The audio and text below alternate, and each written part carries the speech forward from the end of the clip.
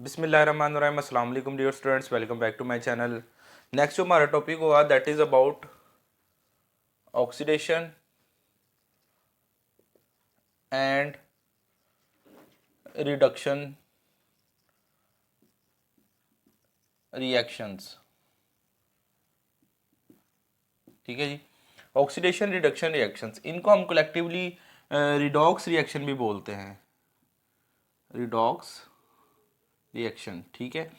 Redox collectively बोलते हैं oxidation को, रिडक्शन को।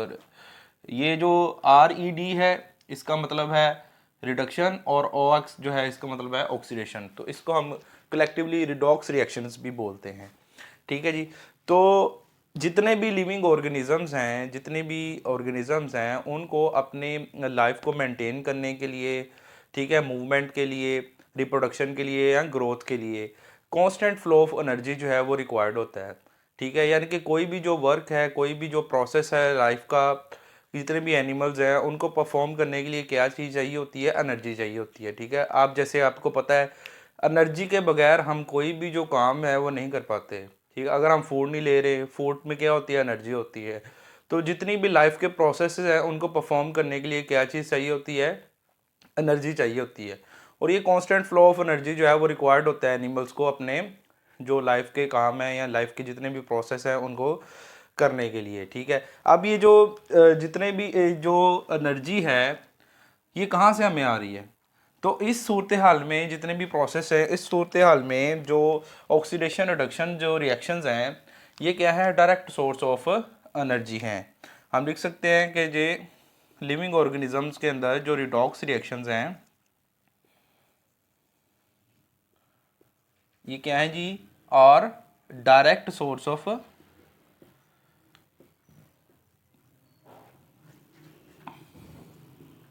एनर्जी है। ठीक है, अब इसके अंदर क्या होता है, जिस तरह हमने डेफिनेशंस में भी पढ़ा था बायोएनर्जेटिक्स की, कि जो एनर्जी है वो एक फॉर्म से दूसरी फॉर्म में क्या होती है? ट्रांसफॉर्म होती है, ट्रांसफॉर्मेशन होती है। ठीक है, इस तरह इसमें होता क्या है कि इसके अंदर जो इलेक्ट्रॉन्स हैं, जो एटम है, जब कोई इलेक्ट्रॉन लूज करता है एटम कोई भी, तो उस दौरान जो एनर्जी है वो रिलीज होती है। ठीक है, वो किस तरीके से होती है, इस मैकेनिज्म को हम जो है वो आज डिस्कस करेंगे। ठीक है, अच्छा इसमें होता क्या है ऑक्सीडेशन रिडक्शन रिएक्शंस में?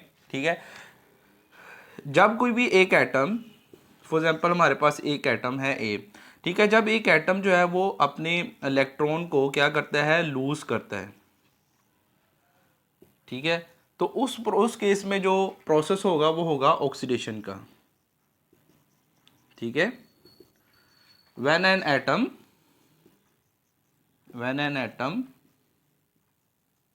Loose loses its electron. ठीक है, जब कोई भी एटम अपने इलेक्ट्रॉन को लूज करेगा तो उसमें प्रोसेस जो होगा वो कौन सा होगा? ऑक्सीडेशन का। इसी तरह जब एक एटम जो है वो इलेक्ट्रॉन्स को क्या करेगा? गेन करेगा। ठीक है, जब एक एटम इलेक्ट्रॉन को गेन करेगा तो उसमें जो प्रोसेस होगा वो होगा रिडक्शन का। When an atom gaining electrons. ठीक है जी, इस तरीके से जो ऑक्सीडेशन है या रिडक्शन का जो है प्रोसेस होता है, जब कोई एक एटम इलेक्ट्रॉन को क्या करेगा? लूज करेगा, तो उसमें जो ऑक्सीडेशन है वो होगी। और जब कोई एटम इलेक्ट्रॉन को गेन करेगा तो उसके अंदर जो प्रोसेस होगा वो कौन सा होगा? वो रिडक्शन का प्रोसेस होगा। उसको हम क्या बोलेंगे? ये रिडक्शन हुई है। ठीक है, अब इसी तरह लिविंग ऑर्गेनिजम्स के अंदर क्या होता है कि जो ऑक्सीडेशन रिडक्शन का ये केमिकल प्रोसेस है। ठीक है, इस केमिकल प्रोसेस के नतीजे में क्या होता है? एनर्जी जो है वो रिलीज होती है। ठीक है, किस तरीके से रिलीज होती है? फॉर एग्जांपल जो ऑक्सीजन का एटम होता है, फॉर एग्जांपल जब एक जो ऑक्सीजन है, ऑक्सीजन के एटम के पास दो इलेक्ट्रॉन्स होते हैं। ठीक है, oxygen atom has two electrons. ठीक है, जब ये जो इलेक्ट्रॉन्स हैं इधर से मूव करते हैं, ठीक है, या ऑक्सीजन को छोड़ते हैं, यानी कि जब ऑक्सीजन के पास 2 इलेक्ट्रॉन है तो ये ऑक्सीजन का मॉलिक्यूल क्या है, ऑक्सीजन का एटम जो है वो क्या है, स्टेबल है। ठीक है, जब ये दोनों इलेक्ट्रॉन फॉर एग्जांपल मूव करके किसी दूसरे एटम के साथ अटैच हो जाते हैं, जैसे कि हाइड्रोजन है या कार्बन है, जब ये दोनों इलेक्ट्रॉन इन दोनों के साथ अटैच हो जाएंगे दोनों एटम के साथ, तो क्या होगा, जो ऑक्सीजन का एटम होगा वो अनस्टेबल हो जाएगा। ठीक है, यानी अगर इसके इसके जो इलेक्ट्रॉन है वो मूव करके किसी दूसरे एटम के पास चले जाते हैं तो ऑक्सीजन का एटम क्या हो जाएगा, अनस्टेबल हो जाएगा। तो इस दौरान क्या होता है कि इन जो इलेक्ट्रॉन्स हैं इनकी कोशिश होती है कि वापस ये ऑक्सीजन के एटम के साथ जाके क्या हो जाएं, अटैच हो जाएं। तो इसी तरह ये जो दोनों एटम है जो है वो जो दोनों इलेक्ट्रॉन्स हैं सॉरी, तो ये मूव करके दोबारा ऑक्सीजन की तरफ जाते हैं। इस दौरान में क्या होता है, इस दौरान में जो इस प्रोसेस के दौरान एनर्जी जो है वो रिलीज हो जाती है। ठीक है, ये एनर्जी रिलीज का प्रोसेस है, यानी कि जब एक एटम से इलेक्ट्रॉन मूव करके किसी दूसरे एटम के पास जाते हैं तो ये एटम जो है वो अनस्टेबल हो जाता है। इसी दौरान फिर इन इलेक्ट्रॉन्स की कोशिश होती है कि वो वापस उसी एटम के पास जाएं। जब ये दोबारा उसी एटम के पास आते हैं तो एनर्जी क्या होती है, रिलीज हो जाती है। इसी तरह हम देखते हैं कि जो एक हमारे पास जो हाइड्रोजन एटम है, ठीक है, हाइड्रोजन के पास आपको पता है हाइड्रोजन एटम के पास एक इलेक्ट्रॉन होता है और एक ही उसके पास प्रोटॉन होता है। ठीक है, एक इलेक्ट्रॉन और एक प्रोटॉन होने का मतलब ये है कि जब भी कोई मॉलिक्यूल हाइड्रोजन एटम को जो है वो लूज करेगा, इसका मतलब ये है कि उसने एक इलेक्ट्रॉन को लूज किया। जब वो एक इलेक्ट्रॉन को लूज करता है, लूज जब करते हैं तो क्या होता है, हमारे पास ऑक्सीडेशन का प्रोसेस होता है।